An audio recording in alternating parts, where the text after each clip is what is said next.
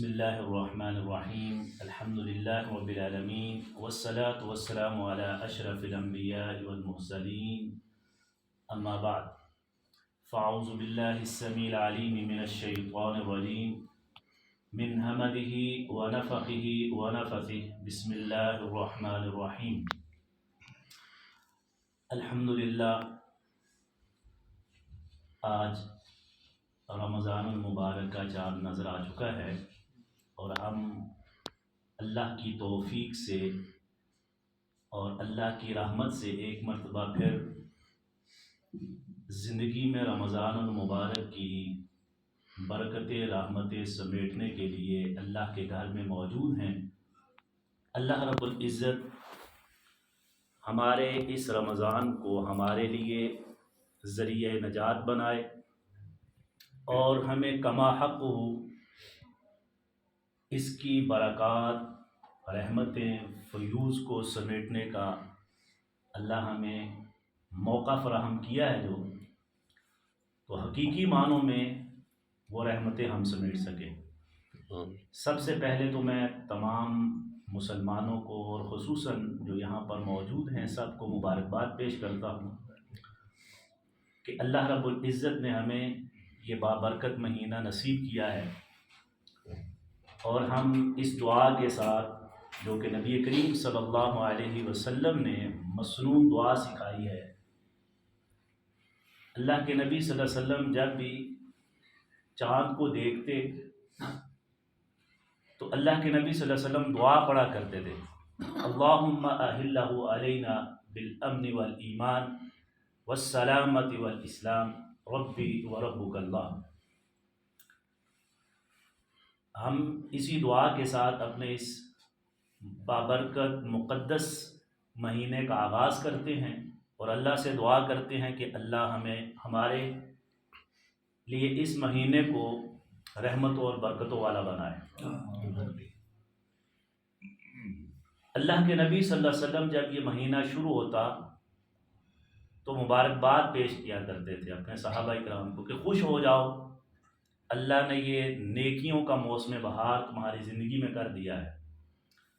اور اسی کے ساتھ اللہ کے نبی صلی اللہ علیہ وسلم یہ بھی کہا کرتے تھے کہ وہ انسان اللہ کی رحمت سے محروم ہے، دور ہے، کہ جس کی زندگی میں رمضان کا مہینہ آ جائے اور پھر وہ اس کی برکات سے محروم ہو جائے تو سمجھو کہ وہ سب سے بڑی اللہ کی رحمت سے محروم ہو گیا ہے۔ سب سے بڑی محرومی یہ ہے۔ تو اس لیے رمضان کا چاند نظر آ گیا ہے، ہم نے تراویحاں پڑھنا شروع کر دی ہیں، قرآن کھول لیے ہیں، اللہ سے دعا کرتے ہیں کہ اللہ رب العزت ہمیں سارا سال ہی نہیں بلکہ ساری زندگی جب تک ہماری سانسیں ہیں اس قرآن کے ساتھ اور اپنے گھر کے ساتھ ہمارے تعلق کو مضبوط رکھے۔ جو سستیاں ہو گئی، ہم انسان ہیں، سستی ہو جاتی ہے، یہ کوئی بڑی بات نہیں ہے، لیکن اللہ کی طرف پلٹ آنا یہ بہت بڑی بات ہے۔ اللہ تعالیٰ نے قرآن مجید میں ہم سنیں گے پڑھیں گے، اللہ فرماتے ہیں میرے بندے جو ہیں وہ کبھی بھی میری رحمت سے مایوس نہیں ہوتے، پلٹ آتے ہیں تو میں ان کو معاف کر دیتا ہوں، میرے سے معافی مانگے میں ان کو معاف کر دیتا ہوں۔ یہ مغفرت کا مہینہ ہے، احتساب کا مہینہ ہے۔ نبی کریم صلی اللہ علیہ وسلم فرماتے کہ یہ رمضان احتساب کا مہینہ ہے، من صام رمضان ایمانا و احتسابا غفر له ما تقدم من ذنبه، جس نے روزے رکھے ایمان کی حالت میں، ایمان کے ساتھ، و احتسابا اور اپنا محاسبہ کرتے ہوئے، محاسبہ بالنفس ہے کہ میں کیا ہوں، میں کس لیے ہوں، میں کیا کر رہا ہوں، مجھے کیا کرنا چاہیے، یہ ساری چیزوں کے اوپر غور و فکر کرنے کا یہ مہینہ ہے۔ تو فرمایا جو اس طرح روزے رکھتا ہے ایمان اور احتساب کے ساتھ، غفر له ما تقدم من ذنبی، اس کے پچھلے گناہ جو آج سے پہلے تک ہو چکے ہیں، پورا سال جو ہم نے غلطیاں کی، تو اگر ہم اپنا محاسبہ کر لیں، یا اللہ میرے سے غلطی ہو گئی ہے، میں بھول گیا تھا سبق، آج پھر تیرے سامنے آ گیا ہوں، یا اللہ مجھے معاف کر دے، تو اللہ معاف کر دیتا ہے۔ یہ نبی کریم صلی اللہ علیہ وسلم کا صحیح فرمان ہے۔ اور دوسری بات، ہم نے الحمدللہ 4 اور 6 تراویح پڑھ چکے ہیں، قرآن سن چکے ہیں، بقیہ بھی ہم پڑھیں گے۔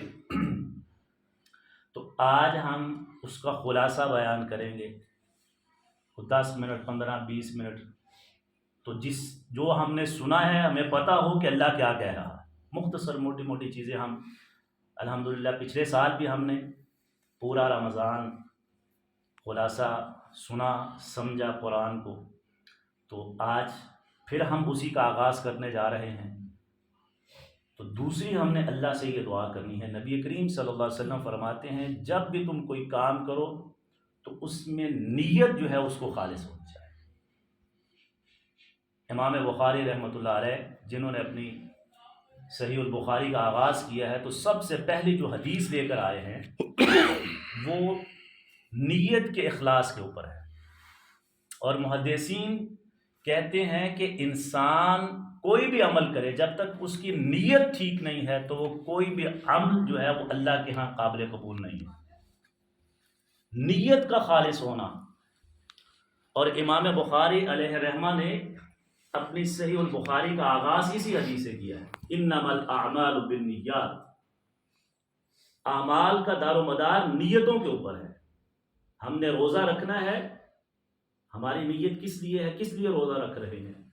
نماز پڑھ رہے ہیں، تراویح پڑھ رہے ہیں، تلاوت کر رہے ہیں، خلاصہ بیان کر رہے ہیں، خلاصہ سن رہے ہیں قرآن کا، ہم اللہ کے راستے میں خرچ کر رہے ہیں، ہم کوئی چھوٹی سی چھوٹی نیکی کر رہے ہیں، بڑی سی بڑی نیکی ہے، عمرے پر جا رہے ہیں، کوئی بھی نیکی ہے تو اس میں نیت اس کو خالص کر دیجیے۔ اللہ رب العزت قرآن مجید میں بھی فرماتے ہیں الا للہ الدین الخالص، خبردار اللہ کے لیے دین کو خالص کر لو۔ دین کے اندر کوئی ملاوٹ نہیں ہے، کسی اور کی خوشنودی، دکھاوا، کسی اور کو خوش کرنا، دنیا یا کوئی اور چیز حاصل کرنے کے لیے نبی کریم صلی اللہ علیہ وسلم فرماتے ہیں انما الاعمال بالنیات، اعمال کا دار و مدار نیتوں کے اوپر ہے۔ نماز، روزہ، حج، زکوٰۃ، یہ ساری چیزیں کس کے اوپر کھڑی ہیں؟ نیت کے اوپر ہے۔ اور اگر نیت ٹھیک نہیں ہے تو وہ ساری چیزیں ایسے ہی ہیں جیسے کہ عمارت کو ناقص بنیادوں کے اوپر کھڑا کر دیا جائے، جب آپ دوسری سٹیج پر پہنچے، منزل پر پہنچے، تو وہ عمارت جو ہے وہ اپنا بوجھ برداشت نہیں کرے گی اور گر جائے گی، سب کچھ ہلاک ہو جائے گا، سب کچھ برباد ہو جائے گا، وہ محنت، وہ پیسہ، وہ وقت، وہ سب برباد ہے۔ بعین ہی اسی طرح اگر سارا رمضان ہم روزے رکھے ہیں، نماز پڑھی ہے، تلاوت کی ہے، صدقات و خیرات کیے ہیں، اور اس میں نیت خراب ہو جائے کہ مجھے لوگ کہیں بڑا متقی ہے، مجھے کہیں پرہیزگار ہے، سخی ہے، اس کا تو سارا مہینہ دسترخوان چلتا رہا، بہت لوگوں کو خرچ کیا، تو اللہ کے نبی صلی اللہ علیہ وسلم نے فرمایا اس کے سارے اعمال ضائع ہیں، اللہ کے ہاں کوئی ان کی قدر نہیں ہے۔ تو دوسری بات یہ یاد رکھنی ہے، اللہ کا شکر ادا کرنے کے ساتھ اپنی نیت کو خالص کرنا ہے۔ ہم اللہ سے دعا کرتے ہیں کہ اللہ رب العزت ہماری نیتوں کو خالص کر دے۔ یا اللہ ہم جتنے اعمال کر رہے ہیں، جو کریں گے، وہ خالصتاً تیرے لیے ہے۔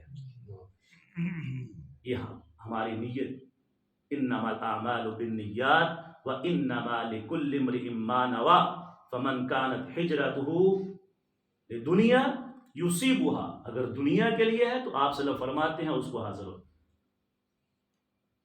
اگر وہ ہجرت فمن كانت ہجرته الى اللہ ورسولہ فہجرته الى اللہ، اور اگر اللہ اور اس کے رسول کے لیے ہے، ہجرت سے مراد ہر ایک چیز کو چھوڑ دینا، گھر بار کو، بیوی بچوں کو، اپنی خواہشات کو، یہ ساری چیزیں اس کے اندر آ رہی۔ کتنے خوبصورت حدیث ہے، اللہ کے نبی صلی اللہ علیہ وسلم کے الفاظ کے اوپر غور کیا جائے۔